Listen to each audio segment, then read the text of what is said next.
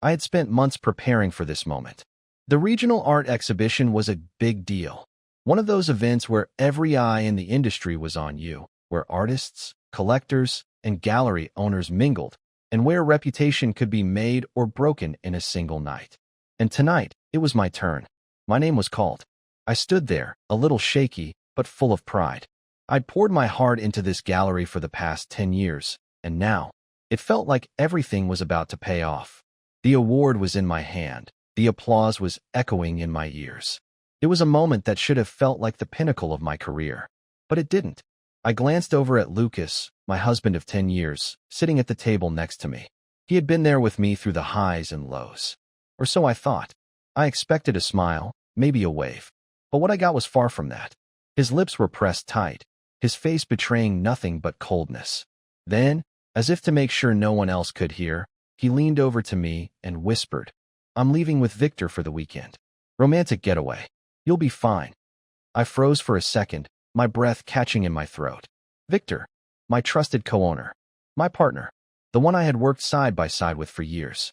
And Lucas, my husband, the one I had loved, the one I thought understood the importance of this moment. They were going away? Together? My mind raced, but I managed to keep my composure as I walked up to the stage. I took the microphone, the award still clutched tightly in my hand. The audience was still applauding, but all I could hear was the pounding of my own heartbeat in my ears. I forced a smile, my voice steady despite the sick feeling crawling up my throat.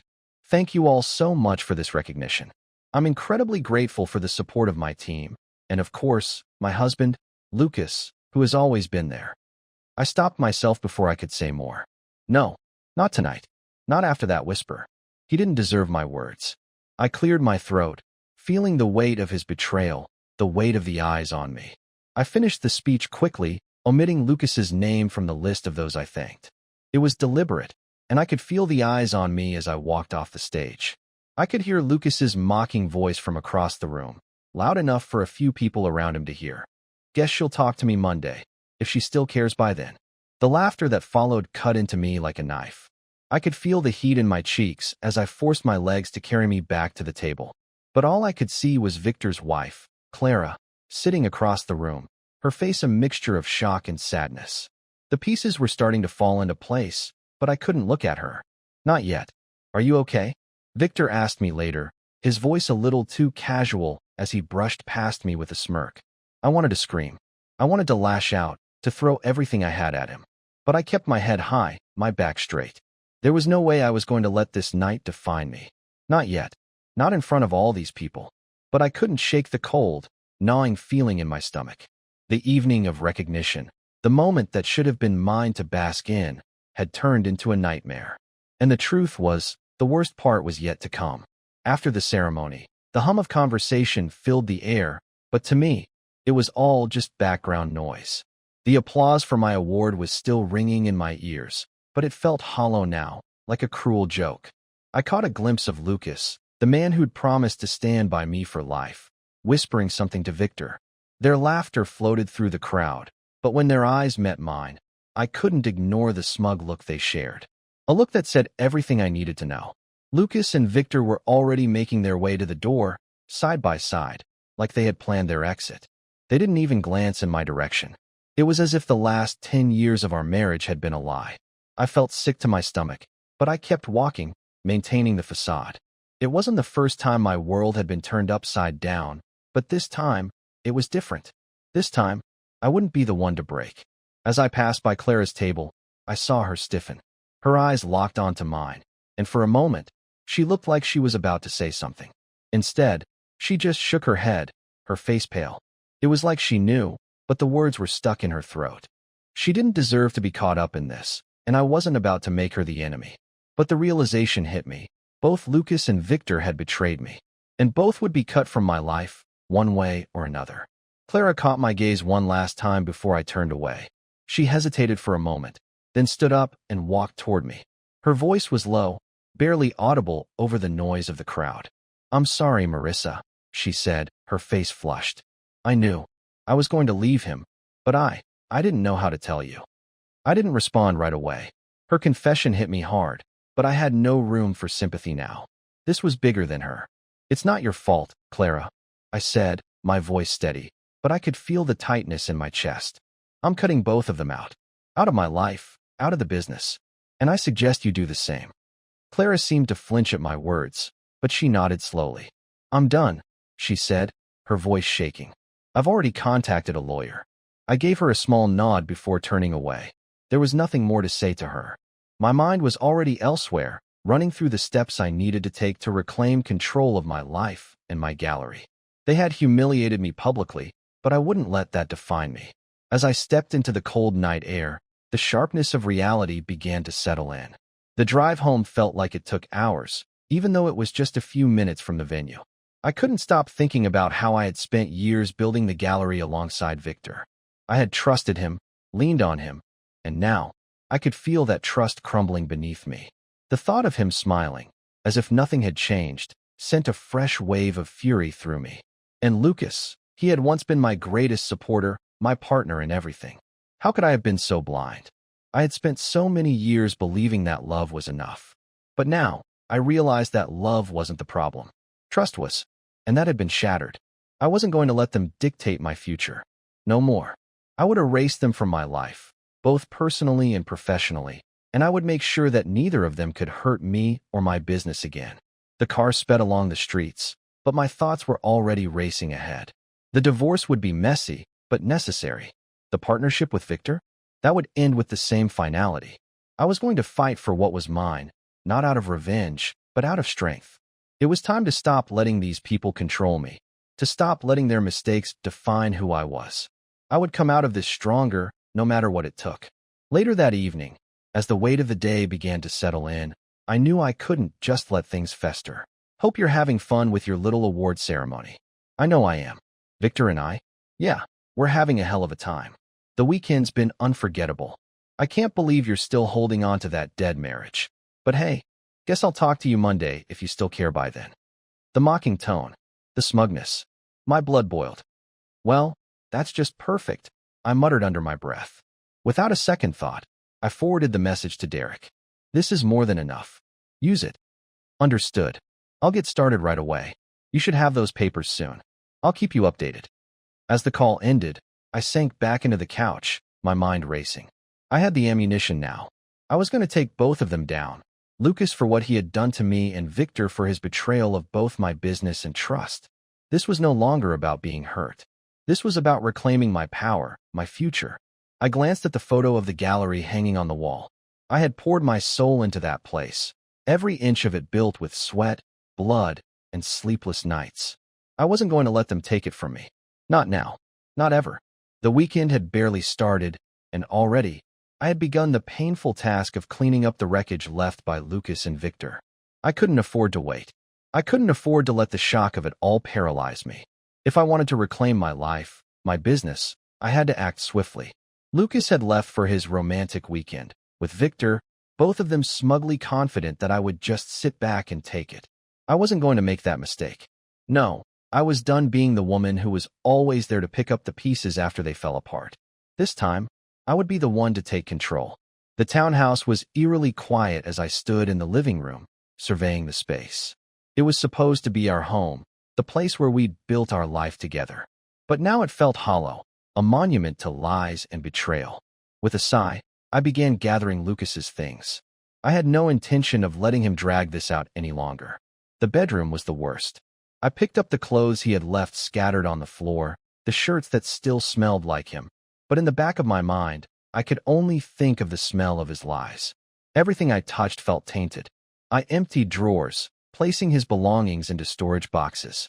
His shaving kit, his shoes, the books he'd never read but always claimed he would. I didn't care anymore. I didn't want his presence lingering around me, a constant reminder of the man who had betrayed me for someone I had trusted. As I worked, my phone buzzed. I paused and looked at the screen, a new message from Lucas. You sure you want to go through with this? It's not too late to come with us for the weekend. I'll make it up to you. I swear, you'll get over this. I couldn't help the bitter laugh that escaped my lips. He really thought I'd drop everything to join them, just to pretend like none of this had happened. Like I was still the same woman he could control. I deleted the message. That was the last time I would ever respond to his manipulations. I moved to the living room, where I could still feel his presence in the furniture, in the photographs that once captured the happiest moments of our life. They were everywhere, pictures of us on vacations, at holidays, laughing. But now, they felt like lies themselves.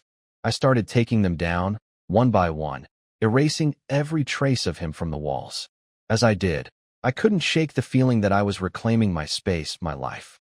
I grabbed the photo albums, too. The ones that chronicled our journey together. The pages were filled with memories that felt like someone else's life. The woman in those pictures was a fool, blind to the truth. I threw them in a box along with his things, sealed them up, and pushed them to the back of the closet. The final step was changing the locks. I wasn't about to let him come back, to walk in as if nothing had happened, as if he still had any claim on me. I wasn't just getting rid of Lucas. I was getting rid of the power he'd held over me for far too long. I was about to sit down when another message from him came through. This time, it wasn't a plea. It was a taunt. "You're just jealous, Marissa. He's everything you never were. Get over it." I didn't even flinch. Instead, I hit forward and sent the message to Derek. "I need this for the divorce," I typed, before setting the phone down. His words didn't hurt me anymore. They just made me angry. Angry that I had let him control me for so long. Angry that he thought he could talk to me like that, after everything I'd done for him. After everything I'd done for us. I left the townhouse for a while, needing air. But when I came back, I wasn't alone. Clara was standing on my doorstep. "Clara?" I asked, surprised to see her. She didn't look like herself. Her makeup was smudged, her eyes tired and red. She had been crying. "Marissa," she said, her voice soft, broken. "I know you're hurt, but I need you to know I had no idea. I didn't know about this weekend. I didn't know about them." Her hands trembled as she spoke. I motioned for her to come inside, my anger momentarily muted by the vulnerability in her voice. "What are you going to do?" I asked her, my voice steady. She looked down at the floor, the weight of the moment pressing down on her. "I'm filing for divorce. I should have left him a long time ago, but you never know what's real anymore. You know?" I nodded, knowing exactly what she meant. "I'm cutting both of them out of my life," I said, my voice sharp. "Out of my marriage. Out of the gallery." "I understand," Clara said quietly. "But what about the gallery? Victor's always been a part of it. You built it together. And I'll rebuild it without him," I replied firmly. "I won't let them ruin everything I've worked for." Clara's face softened, and for the first time, I saw a flicker of hope in her eyes. "You're stronger than I ever gave you credit for. I hope you know that." I met her gaze, feeling a sense of finality in that moment. "I know," I whispered, "and I won't let them control me anymore." Monday evening arrived, and the weight of the past few days settled heavily in my chest. It had been an exhausting weekend of erasing Lucas from my life, literally and figuratively.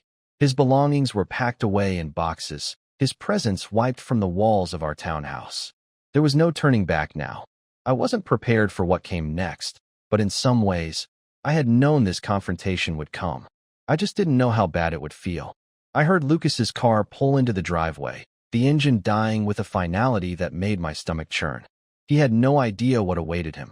I stood at the front door, waiting. The moment the door opened, I saw him, cocky as always, as if nothing had changed. His smile faltered when he saw the locked door, the empty space around him, the absence of everything he'd left behind. "Marissa?" His voice was cautious, confused.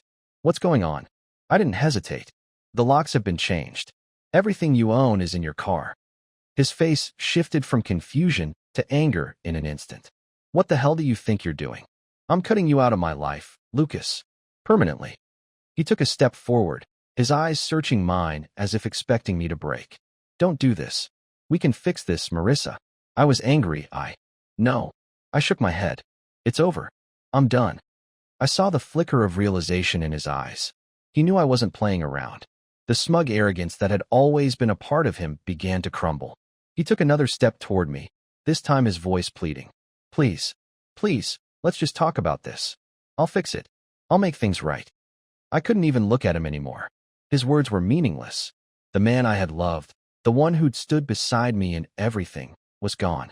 The man standing before me now was a stranger who had no place in my life. "Lucas," I said, my voice cold. "There's nothing left to say. What you did was unforgivable. You're not coming back." For a moment, there was silence between us, his eyes searching mine desperately. But then, I dropped the bombshell. The final piece of the puzzle. Victor is HIV positive, I said, my voice firm but steady. Clara gave me the test results. Lucas froze, his face drained of color. I saw the wheels turning in his head, the realization sinking in. The gravity of what he had done, what he had risked, finally hit him. His mouth moved, but no words came out. "What do you want me to say?" he finally whispered, his voice shaking. "I didn't know. You knew enough to risk everything," I replied sharply. "But don't worry. You won't be dealing with me anymore." I pulled out the divorce papers from the envelope in my hand. "These are already in motion. I'll have them served at your office. Don't bother fighting it." His mouth opened, but nothing came out. He was stunned, completely unprepared for the finality of it all. And frankly, I wasn't feeling any sympathy. He had made his choice, and now it was time for him to deal with the consequences. "Go," I said, my voice quiet but resolute. "I don't want to see you again." I turned my back on him then, heading inside. As I did, I heard the sound of him muttering something under his breath. It wasn't an apology. It wasn't even an attempt to change my mind. It was a man realizing he'd just lost everything. And I wasn't about to let him back in.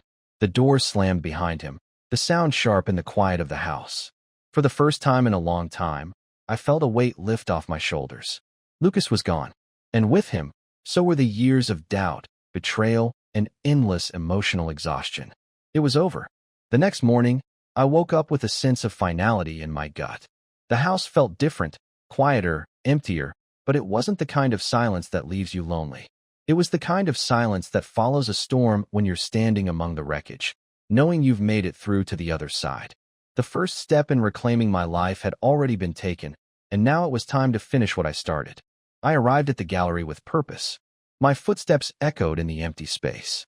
The soft hum of the lights above was the only sound. It was a Monday morning, and while most people were easing into the start of the week, I was about to make a move that would change everything. I'd arranged everything with security earlier that morning. Victor had no idea what was coming. The door opened, and I watched him swagger in with that same cocky grin, the one I had once trusted, the one I had once believed in. He barely glanced in my direction as he strolled past the front desk, but when he saw me standing by the office door, the grin faltered, and his eyes narrowed. "Marissa," he said, voice laced with a mix of smugness and condescension. "What's the matter? You look like you've seen a ghost." "I wish that were the case," I said flatly, stepping forward to meet him. I could feel the weight of every moment I had spent in this gallery, building it with him. Every sacrifice, every late night. And now, I felt nothing but contempt. "Victor, I'm afraid your time here is up. You're fired." His eyes widened in disbelief, the words taking a moment to sink in. "What? You can't fire me. This is our gallery, remember? We're business partners. You don't have that kind of power." "Oh, I do," I said, stepping into the room and grabbing the partnership agreement from the desk, sliding it toward him. "You violated the moral misconduct clause, the one that gives me the right to expel you for actions harmful to the business's reputation." I gave him a tight smile. "I'd say this counts, wouldn't you?" Victor scoffed, clearly trying to maintain control. "You think this is going to hold up? You think the staff will back you up? I'll expose you for the hypocrite you really are." His tone was vicious now, venom dripping from each word. I raised an eyebrow. "You've made threats before. Funny enough, I recorded those," I said, pointing to the small recorder on my desk. I could see him freeze as realization set in. "Clara helped me with that." I continued, not missing a beat. "We knew you'd try something like this. Your threats, your attitude, they've been recorded, and now it's time for you to face the consequences." He took a step toward me, his hands clenched at his sides, but before he could make another move, the gallery's security team stepped forward, blocking his way. "Victor, I suggest you leave. Now," I said firmly, not moving an inch. His face twisted with a mix of anger and desperation. He tried to muster some last-ditch attempt at intimidation, but there was nothing left to threaten me with. Everything he'd built was falling apart, and he knew it. "Get out of here," I repeated, my voice unwavering. Victor stood there for a long moment, staring at me, then at the security team. His shoulders sagged in defeat, and with one final look at me, he turned and stormed out of the gallery, his footsteps echoing off the marble floors. As the door slammed shut behind him, I stood there for a moment, breathing deeply. It was done. I had taken control. I had exposed him, humiliated him in front of the staff, and severed all ties with the man who had betrayed me professionally. I walked out into the main area where my staff had gathered, watching the scene unfold from a distance.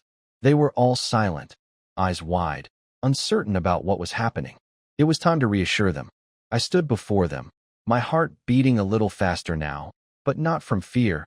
There was no room for fear anymore. Only resolve. Only strength. Victor is no longer a part of this gallery. From now on, it's mine. We will move forward together, stronger than before, I said, my voice steady and commanding. I could see the looks on their faces, relief, surprise, maybe even a little awe. They had been watching me, waiting to see what I would do, and now they knew. I wasn't just the boss. I was the force behind this gallery, and I would never let anyone undermine it again. Victor was gone, but I wasn't just letting go of him. I was letting go of everything he represented: betrayal, deceit, the uncertainty that had weighed me down for so long. I want you all to know this gallery will continue to thrive, and I'll be here to make sure of it. I continued, giving them a nod of reassurance. We move forward, and we make it bigger, better, stronger. This is our time now. As I turned away, the quiet buzz of energy in the room told me everything I needed to know. The gallery was mine, and I would never let personal betrayal interfere with my business again. The days after Lucas left were a blur of cold calculations and sharp decisions. I hadn't realized how deep the exhaustion ran until the moment he was gone, until the weight of the years he'd stolen from me had finally started to lift. But even as I stood on the threshold of reclaiming my life, the work wasn't done. It had just begun. It was the first Monday since everything went down. The divorce papers had been filed. The partnership with Victor was unraveling. I was now the sole owner of the gallery, and nothing, no one, was going to take it from me. As soon as I walked into my office, I saw the letter waiting for me. It was from Derek, my attorney, confirming that Lucas had been served. I sat down at my desk and stared at the document for a long moment, letting the words sink in. Lucas Salazar served divorce papers at his corporate office. The scandal had already begun to ripple through his office, I knew. His colleagues would be whispering about the drama, his shame laid bare in the cold light of day. But honestly, I didn't care. This was the end. A message came through my phone as I finished reading the papers. It was from Clara. Divorce papers filed. No turning back now. I closed my eyes for a brief second. Clara had taken the first step for herself too. She had done what I couldn't bring myself to do, and now she was free of Victor too. For both of us, this was liberation. Victor was a different story. He was still out there, though. The scandal was already catching up to him. He had been under investigation for knowingly exposing his partners to HIV. It was only a matter of time before the truth about him spread, and the legal consequences would follow. I had the satisfaction of knowing that the man who had plotted behind my back would face the consequences of his actions, just as Lucas would. Days later, a phone call came in. I didn't recognize the number, but as soon as I answered, I recognized the voice. It was Lucas. He sounded desperate. Marissa, I've been thinking. I'm sorry, okay? I was angry. I didn't mean it. You have to understand, everything just got out of control. Please, come on, we can fix this. I let him speak for a few moments, but his words, his apologies, they meant nothing now. Not after everything. I don't care, Lucas, I said quietly, but with finality. Our relationship died the moment you chose betrayal. I don't need your apologies. I don't need you anymore. The silence on the other end was thick, like he couldn't believe what he was hearing. But I wasn't going to give him the satisfaction of dragging this out. This was over. I've moved on. I continued, my voice unwavering. And you will too. I've already filed. You'll get the papers. They'll be waiting for you at your workplace. I ended the call without waiting for a response. I didn't need him to beg anymore. I didn't need his hollow pleas for forgiveness. He had made his choice, and now I was making mine. The weight of that call lifted something in me. For the first time in years, I felt like I was breathing again. I could feel the walls I'd built around my heart cracking, the years of anger and hurt slowly dissipating. It was a strange feeling, freedom, and yet it didn't feel like an end. It felt like the beginning of something new. Lucas was gone. Victor was on his way out. And I had taken control of my life again. It had been a year since everything changed. A year since I stood in the ruins of my marriage, since I dismantled my partnership with Victor, since I took control of the gallery, most importantly, took control of my life. In that time, the gallery had grown beyond anything I'd ever imagined. I'd expanded the space, added new artists, and had even gained regional acclaim. For the first time in years, I could breathe without constantly worrying about betrayal or manipulation. I stood in the front room of the gallery, admiring the space.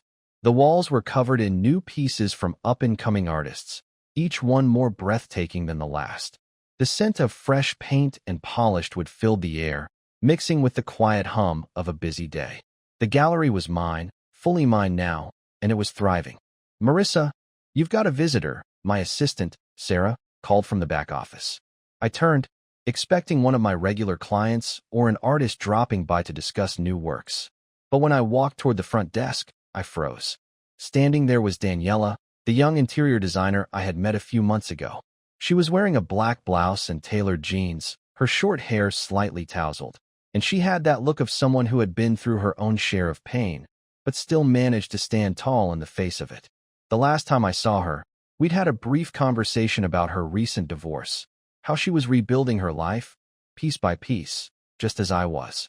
There was something about her calm strength that resonated with me.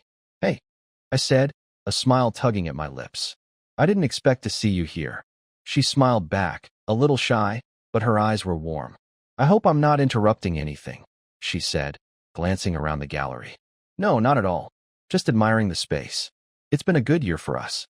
She raised an eyebrow, her gaze scanning the walls, the art, the people milling about. "It's more than good. It's incredible." She glanced at me again, and I could see the curiosity in her eyes. "How have you been? I mean, really, after everything?" It was an honest question, one that caught me off guard. For a moment, I hesitated, unsure how much I wanted to reveal. The truth was, I had come a long way. There were days when I still felt the sting of betrayal, the pain of it all. But the woman I had become was stronger, clearer, and most importantly, freer than I had ever been. "I've been better than I could have imagined," I said, meeting her eyes. "I don't think I could have built this life if I hadn't gone through the things I did. The betrayal, the heartbreak, it's all led me to something better." She smiled softly, nodding as if she understood. Sometimes, the hardest things lead us to the right path, even when we don't see it at the time. I chuckled. "That's exactly what I've learned.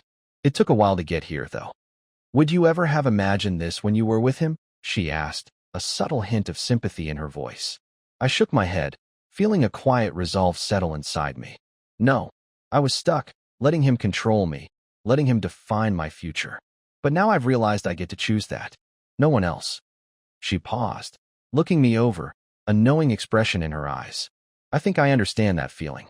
I'm still learning how to choose my own path, but I'm getting there. Slowly." We stood there in a comfortable silence, both of us processing the weight of our individual journeys. But as the minutes passed, something shifted. A connection. Something beyond just our shared experiences of pain. It was more than that. An understanding, a possibility. "I've been thinking," Daniela said suddenly, breaking the silence. "Maybe I could help with the next exhibition. I've always wanted to collaborate with an art space like this." I smiled, intrigued. "You're an interior designer. What exactly did you have in mind?" She leaned forward, her voice growing more animated as she spoke about her ideas for transforming the gallery's space. How we could create a more immersive experience for the visitors, blending the artwork with elements of design that could bring it to life in new ways. Her passion was evident, and it struck something in me. Maybe it was the way she spoke so openly, so confidently about a future she was building.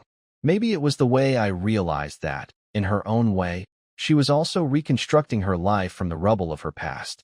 "Sounds like an amazing idea," I said, a spark of excitement growing inside me. "Let's make it happen."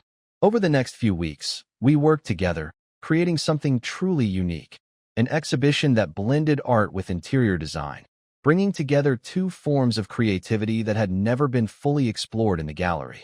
It was exhilarating to collaborate with someone who shared my vision and drive. As we spent more time together, our professional bond deepened into something more. We had both been through painful divorces, and we took our time with each other, building trust slowly, carefully. Neither of us was rushing into anything. But what started as a mutual understanding soon turned into something deeper, a connection neither of us had expected. One evening, After a particularly successful event at the gallery, Daniela and I found ourselves sitting in a quiet corner, sipping wine and talking about everything and nothing. You know, I said, breaking the silence. I don't think I'd be where I am now if I hadn't gone through the mess with Lucas and Victor. I thought they were the worst thing that could ever happen to me. But now I realize they were the catalyst for everything that's led me here. She smiled, her eyes soft and understanding. I get it. I think I was meant to go through my pain to get to this moment too. I leaned forward, my heart pounding with a new kind of hope. I never would have imagined that something so good would come from all that bad. But I'm starting to feel like I've got a chance at something real now. She reached out, taking my hand in hers, and for the first time in a long time, I felt a quiet optimism stir inside me. We both had our scars, our pasts, but we were healing. Together, perhaps.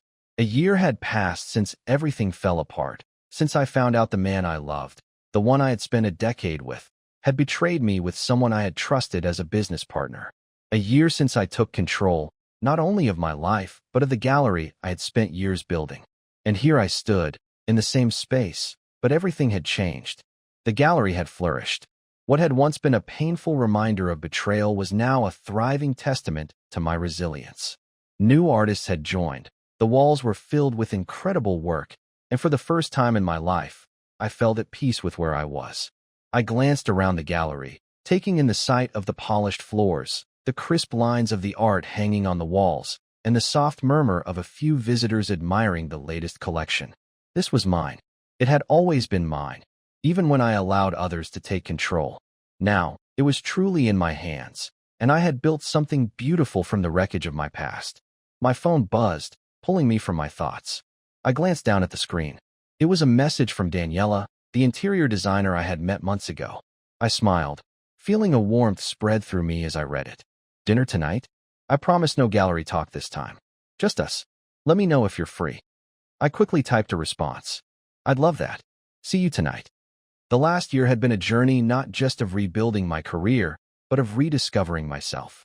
Daniela and I had grown closer over time. We'd spent months learning to trust each other, taking things slow. She had her own scars, her own painful divorce, but through it all, we found a kindred spirit in each other. We connected over our shared understanding of pain, but more importantly, we learned how to build something new from it. A friendship that had blossomed into something deeper, more hopeful. I thought about how different my life was now. The betrayal I had experienced from Lucas and Victor had carved a path toward a future I never would have expected. Back then, I couldn't have imagined that my life would be this fulfilling, this rich with new possibilities. But here I was, about to go to dinner with someone who made me feel alive again. The past was still there, of course. The memories, the pain, it didn't just vanish. But it no longer defined me. I had let go of the toxic people in my life. And in doing so, I had created space for new connections, new joys, new dreams. I'd taken everything that had once broken me and turned it into strength. As I closed up the gallery that night, locking the door behind me, I felt a quiet sense of contentment. I had come so far. I thought of Clara, how she too had rebuilt her life, free from the man who had betrayed both of us. I'd reached out to her recently, and we'd made plans to meet for coffee. We had both suffered, but now we were both moving forward in our own ways, stronger and more independent than ever. As I headed out into the evening, the streets bathed in the soft glow of city lights, I felt a deep gratitude for how far I had come. I had been through the fire, but it had forged me into someone new. Someone who knew her worth, someone who had found her voice again. And when I looked to the future, I didn't see the same fear that once held me back. Instead, I saw endless possibilities, both in my business and in my personal life. I arrived at the restaurant, Daniela already waiting for me at the table, a small, welcoming smile on her face. She looked beautiful, her presence calming in a way I hadn't expected but had grown to cherish. As I sat down across from her, I realized something. I was no longer looking back at the past, not even at the shadows of betrayal. I was looking forward, and for the first time in a long time, I was excited for what came next. Ready for tonight? Daniela asked, her voice light, her eyes sparkling. I smiled, feeling the weight of the past dissolve even further. Absolutely. Let's make it a night to remember. And so we did. We talked about everything and nothing, enjoying the easy comfort of each other's company.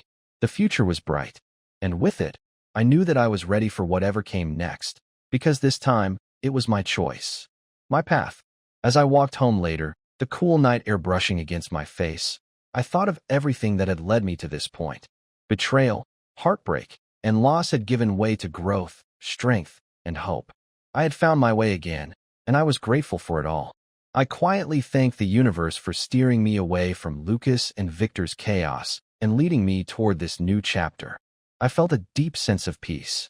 My future was brighter and stronger than ever, and for the first time, I knew, without a doubt, that I was ready for it.